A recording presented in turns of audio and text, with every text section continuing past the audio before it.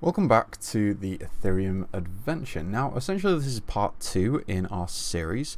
If you remember previously in our last tutorial, what we did was we basically covered the principal concepts of what we're actually going to develop, did an initial design, then we started doing a little bit of testing and programming. So we created a little bit of a predefined structure to our application. And then we introduced a couple of concepts to allow us to essentially create a character and give that character a name. Now, essentially in this tutorial, I want to expand on this a little bit more. So this was our previous design. I'll just hide my little webcam so you can actually see this a little better. Now, last time we basically only covered sort of two parts of this. The first was the game, and the second was the character. Now, with the character, we didn't cover it exclusively, we only actually just covered the name. In this tutorial, I kind of want to focus now on adding classes. Now, for this class, again, similar to how we approach character, we're just going to start with the name. So, with that being said, let's kind of jump back into the code. Now, there's going to be a few additions and changes that we're going to need to make to our existing code base.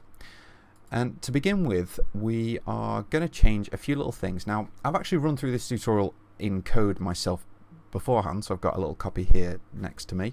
And I'm going to run you through some of the challenges I had to get this going, because I was actually going to release this tutorial earlier than I planned to, but I had a problem with first the migration, and then I had a problem with the test after that. And I'll get down to actually my two problems and how I basically got through them. So the first problem that I had was, well, actually technically it was the second.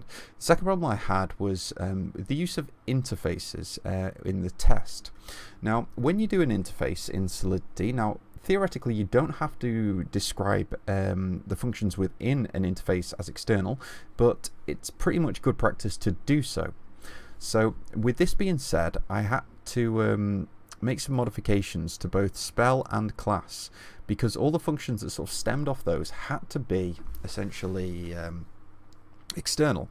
And when you're running through tests in Truffle through JavaScript, it basically didn't return the values of the external calls, it returned a transaction. So that was a bit of a headache for me, just to try and automate this seamless process that we're trying to achieve. So based off those principles, what we're going to do is change that to a contract and that to a contract, so that the class and spell need to both be contracts. Now, you shouldn't have to actually change anything within the sort of classes and spells themselves, because they can still function in the exact same way. It just means that we don't have to define everything as external. So let's start adding classes to our application. So in basically our game, we create a character. Now, we create a character with just a name.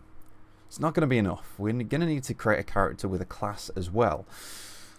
Now, we could go down a couple of different routes with this. We could go down a way of passing an object or a class to this create character method, or we can predefine our classes inside our game and only allow a person to pick one of those classes based off our predefined sort of structure, which I'm going to do. Now, the reason I'm going to do this instead of passing a class into it would prevent someone from basically creating an ultra warrior with 2 billion hit points and 2 billion strength, as long as it's sort of was a derivative of class.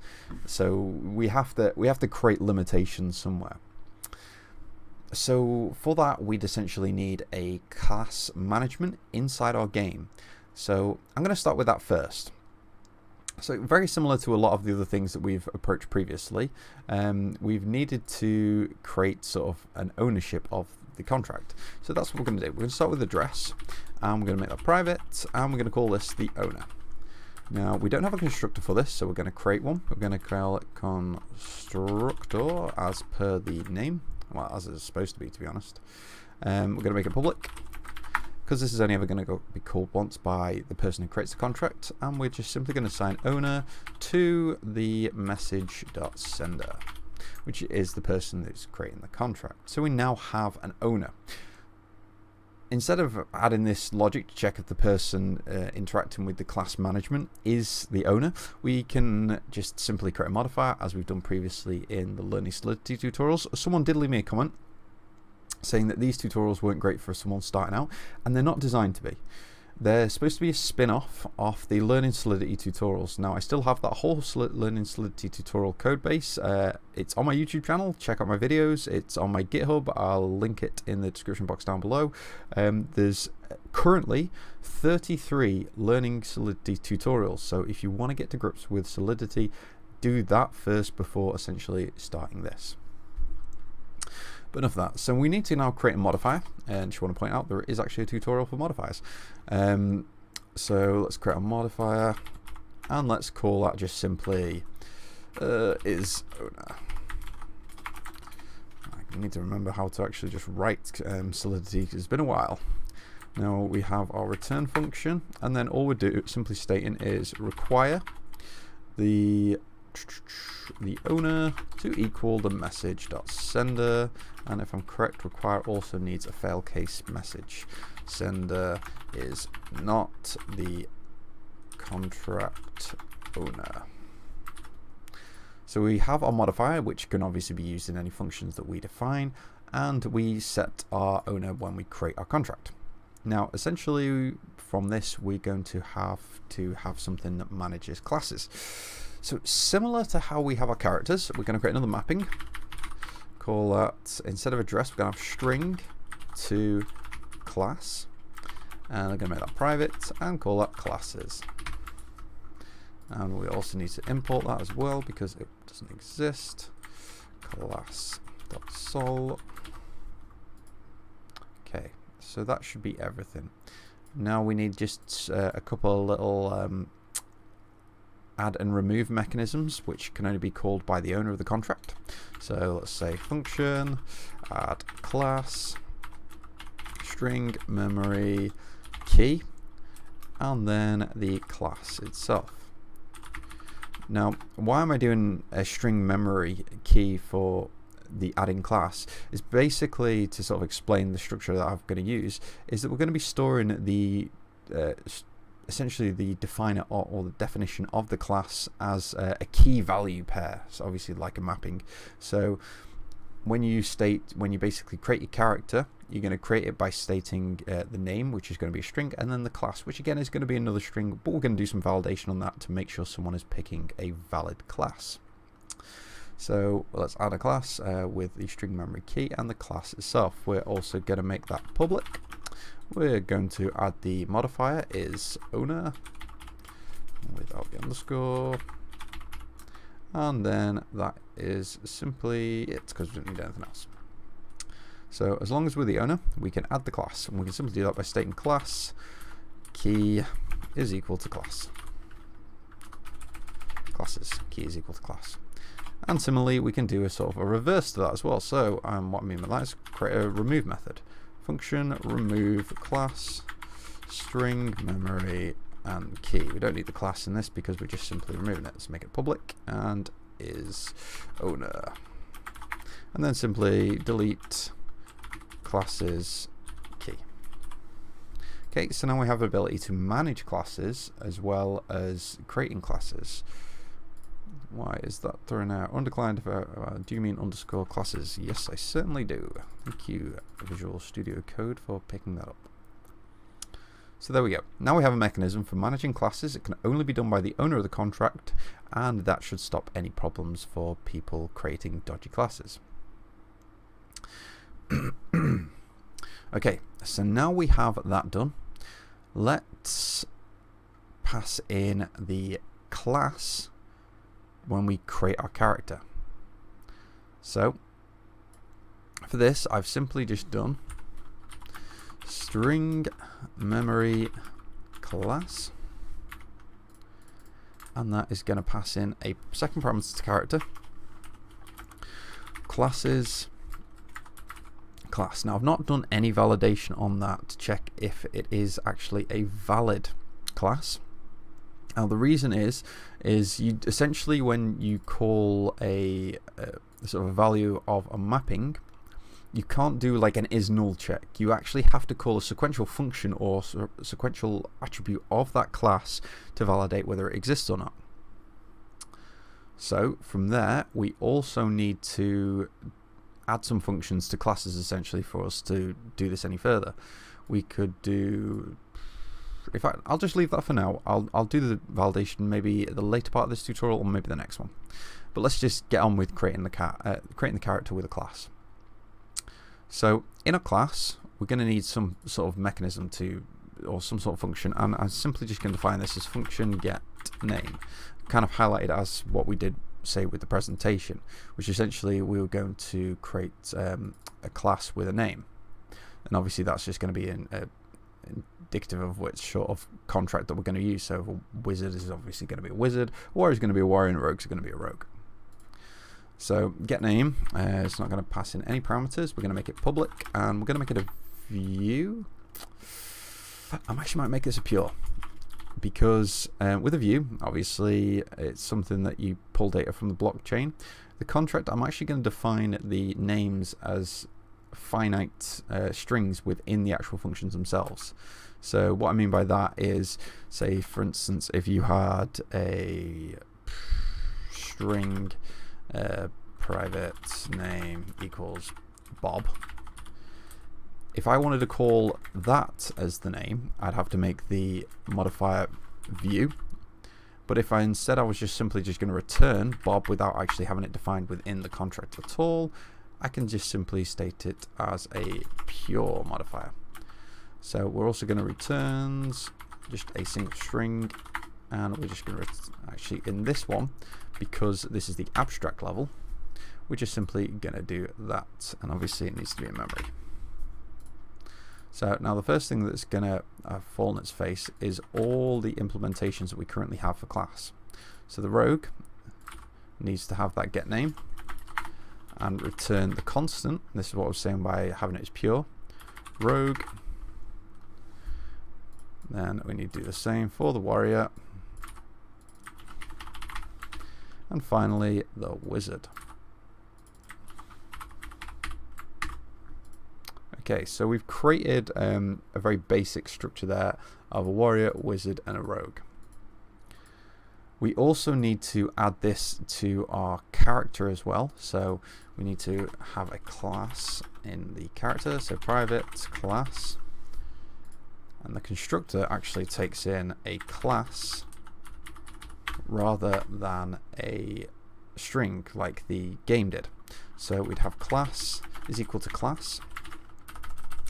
And we also need we need something to return our class. So function get class public view returns class, and that's just simply going to return the class. So that should cover everything. And also with this, I need to import class.sol. So that should satisfy everything. I think that's a reserved word. I'm pretty sure it actually is a reserved word. Class instance.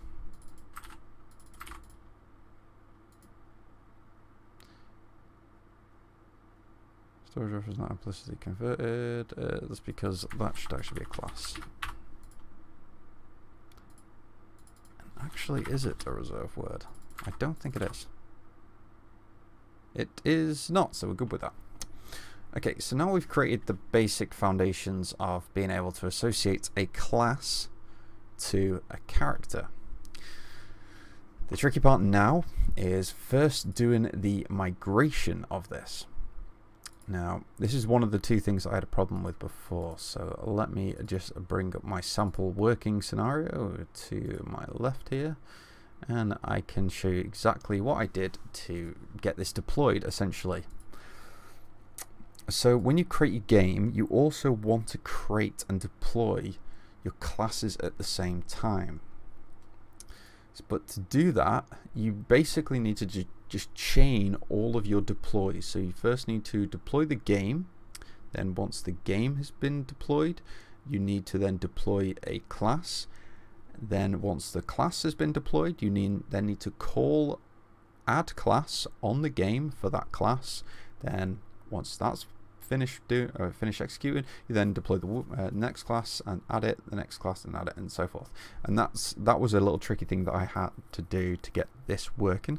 So with the game migration, we had a very simple game migration before. It was just deploy game.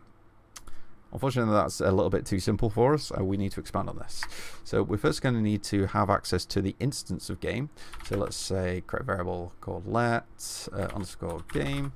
Now, if you know anything about EC6, var is a permitted variable or permitted variable assignment operator, but it's becoming more commonplace now to use let instead. This isn't a JavaScript tutorial, so I'm not really going to dive too much into that. I just prefer using let over var. So once that we have our game deployed, obviously this being a promise, we can simply state then it's going to be the instance, which is going to get returned, pass it to our Lambda call, and then simply assign game to equal the instance. So we've now assigned game to be our instance, so we can now access this further down our chain of promises. So the next thing is we're going to deploy. Let's start with the rogue. But we haven't got this defined, so let's define it. Dot require, and then it's in a nested folder, so classes rogue.sol, and then simply deploy that. Now essentially we're going to do this for the other two classes, so the wizard as well as the warrior, and let's make sure that those names coincide as well. Now theoretically you could just deploy all three at the same time and then add them one after another. I just find it's a little bit easier just doing them one at a time, and then you kind of know at the point what's failing to be added. So now we have a next part of our promise, which is going to be, actually we don't need any parameters for this one because we don't care what rogue was deployed to. Because we can actually access the address of what it was deployed to through the rogue itself. So in game, we then need to call add class, which we need to return that as well. So add class, we're going to be passing the identifier, which is obviously what the user is going to state when they state which class they want. We're going to state it's a rogue, and we're going to say rogue.address, which is going to be the address that was actually deployed when we called it here. Now, obviously the next step from that would be to add the wizard. So very similar to what we had before, so I can pretty much just copy and paste that, remove the assignment of the instance. It would have helped if I spelled instance right.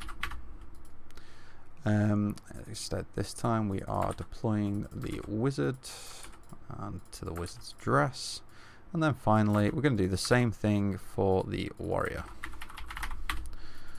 and use the warrior's address.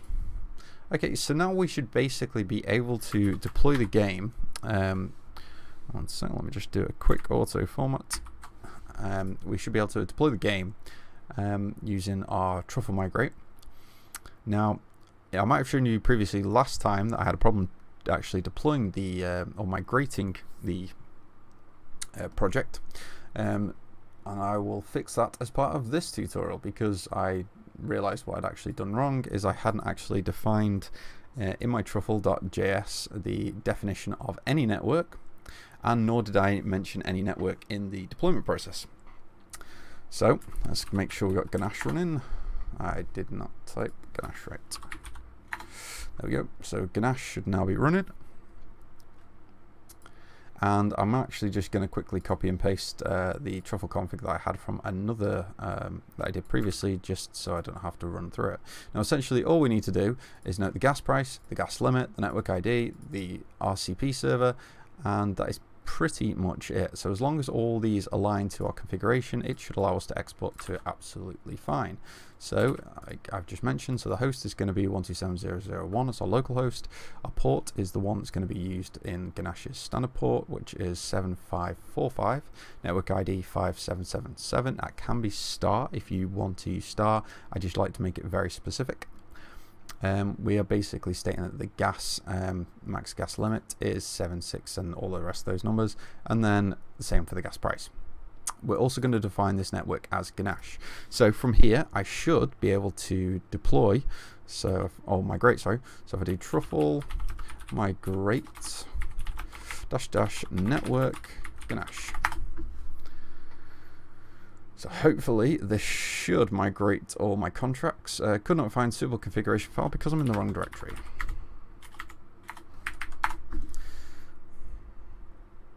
Let's see if this works, or do we have any errors? We have an error. Wrong argument count for calls, new character, which is correct. So where do we call that? So that's in game.sol. Undefined. There we go. We should be actually trying to figure out these errors from our tests, but I just wanted to make sure that unknown network Ganache to your truffle configuration file for available networks. So network Ganache, that should be right.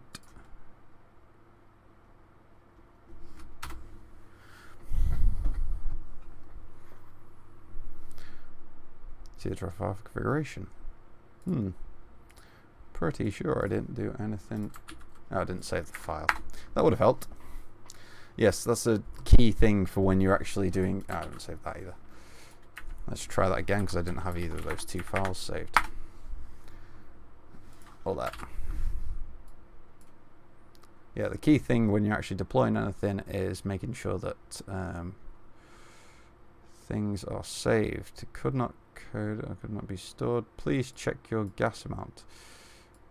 Bailing network state. So when we're deploying the rogue, I had this error before as well, and I forgot what the actual problem was. I did figure this one out. It was only when I was deploying the rogue. What did I change to allow it to deploy?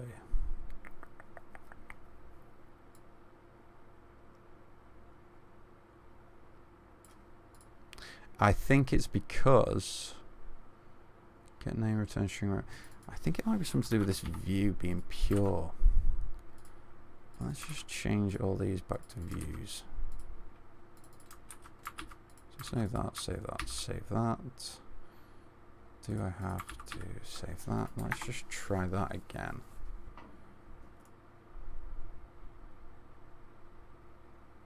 Yep, it was exactly that. There was a lot of back and forth I did when I was actually trying to write this tutorial to begin with, and a lot of problems came out of it, such as things like that.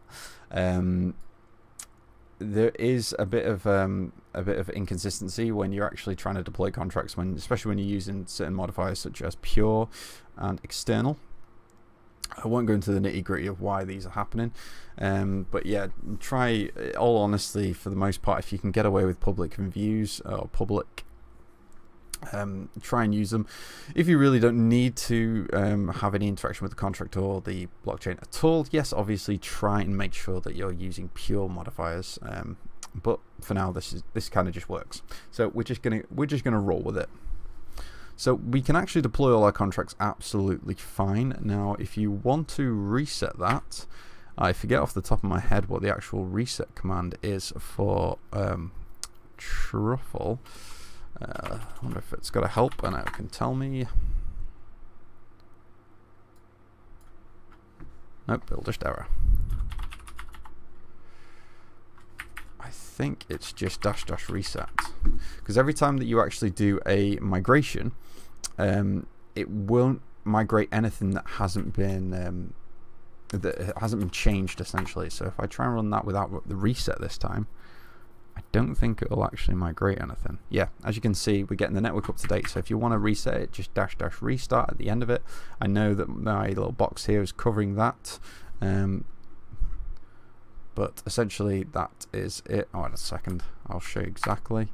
So you should be able to see the message in a second, or the command in a second. So there we go. So we got the truffle migrate -- network ganache -- reset. So that should reset the network state of migration. Okay, so now we have all that working. We need to just have a proof of concept of some sorts to prove that our contract is actually deploying and working as we expect it to. So let's just jump straight back into our test that we had previously. So this test in theory should still work.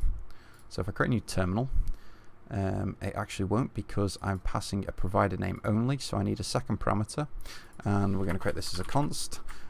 Provided class is going to be, we're going to have a warrior. And there we have it. So in theory, if I run truffle test, this should work. Because I'm getting the character, I'm getting the name, and I'm just validating that the name's right. Okay, so that still works. So the next thing we need to do is basically make sure that we are having some sort of validation against the class as well. So we're making sure that the character has been assigned to the correct class. Again, this was a tricky thing that I had to do previously to get this working. So we have in our requirements here game and character. So if we do the same with let class equals, let's just copy and paste to save a little time, and class.sol. Is there anything I'm missing here? So we have test and we have warrior. Game should create a character with a name provided, should create a character with a name and class provided. We have a game, we have a character, we should also have a class. We are, I'll just format that. We basically are deploying the game, or basically getting the state of the deployed game. Then we are assigning that to our instance of game. We're creating a character with a provided name and a provided class from the creator account. We are then getting the character from the game. In fact, we can probably get rid of that. Same here.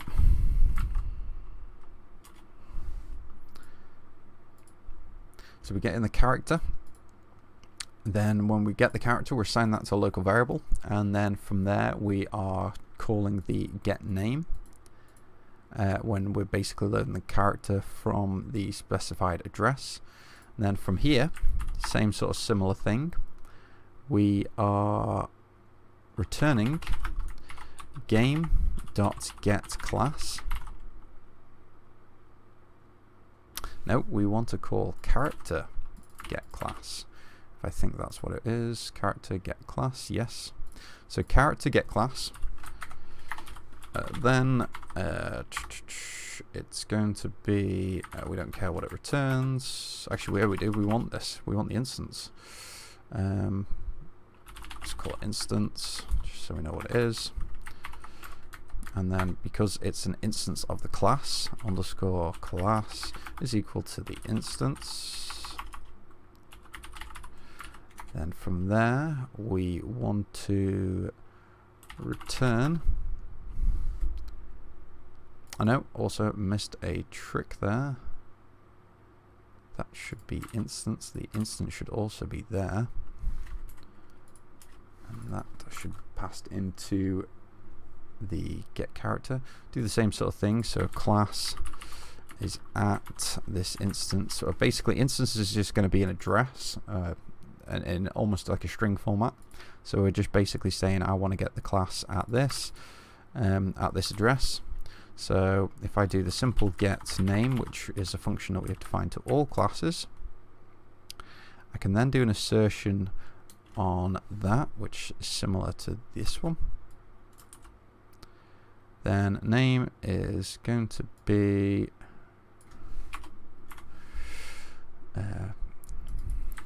provided class. Fail to create character with the provided class. So now, if I actually run the tests, hopefully this will work. And it will also validate that we have actually created the right class and we have created a character with the right name and class, and that actually works. I'm slightly skeptical because I had so many problems with this, and I'm actually just amazed it works. But I am actually just coding this based off a tutorial, based off the initial tutorial I wrote. So now if we go back to essentially our diagram, we have now covered that. We've also covered that, and we basically have a fair chunk of the underlying functionality done. Now, obviously, there's still going to be a lot of functionality in regards to skills, attacking, defending, a lot of bits and pieces that, in all honesty, I've not actually come up with yet. So, we're on the next tutorial going to start looking at some basic abilities and some basic concepts of what a class, and more specifically what a character can do. I don't want to jump into skills just yet. That's something I'll tackle in a later tutorial. But we need to have some sort of interactions with this whole sort of strength, intelligence, agility, mana, and health. We need to have sort of definitions against each class, and we need to have some sort of definition against the character as well. Because you're going to have the base, which is going to be derived from the class, and then the character is obviously going to build stats on top of that, obviously based off their level and maybe some skill trees. I don't know, I've not 100% decided, but we'll tackle those as we go along. Now I'm going to cut the tutorial there because I was aiming for a short one, and I'm already up to 31 minutes. If you found this tutorial useful or insightful, don't forget to give it a thumbs up. If you're interested in learning the basics of Solidity, I have my whole series of learning Solidity tutorials. So please click on my profile on YouTube and you'll be taken to all of my videos. All the source code and slides are available in the description box down below. This is all open source, so feel free to use it as you wish. I am signing out, and I hope you found this useful, and I'll catch you next time.